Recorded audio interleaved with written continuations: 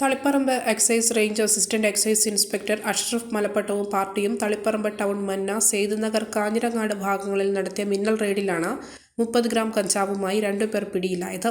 ബീഹാർ സ്വദേശികളായ മുഹമ്മദ് ആഷിഖ്, മുഹമ്മദ് റിങ്കു എന്നിവരാണ് പിടിയിലായത്. പാർട്ടിയിൽ assistant excise inspector Manoharan PP, preventive officer Nikesh KV, civil excise officer Shyamraj, വനിതാ civil excise officer Sunitha MV എന്നിവർ ഉണ്ടായിരുന്നു. മലയോരത്തിന്റെ സ്വന്തം പ്രാദേശിക ചാനൽ A-Channel. നിങ്ങളുടെ നാട്ടിലെ വാർത്തകളും വിശേഷങ്ങളും ഞങ്ങളെ അറിയിക്കുവാൻ വിളിക്കൂ 9447691771 9074215391. നിങ്ങളുടെ നാട്ടിലെ വാർത്തകളും വിശേഷങ്ങളും ഞൊടിയിടയിൽ അറിയുവാൻ A-Channel ന്യൂസ് ചാനൽ സബ്സ്ക്രൈബ് ചെയ്യൂ.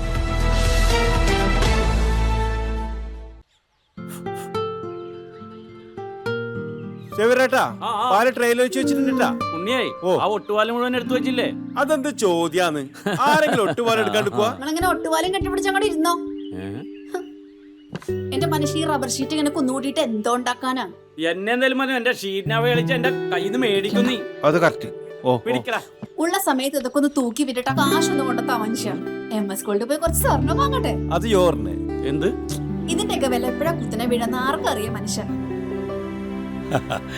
സിസിലി ആ പറഞ്ഞത് നേരാണ്. റബ്ബർ ഷീറ്റിന്റെ വില സ്ഥായിയല്ല, എപ്പോ വേണമെങ്കിലും താഴേക്ക് പോകാം.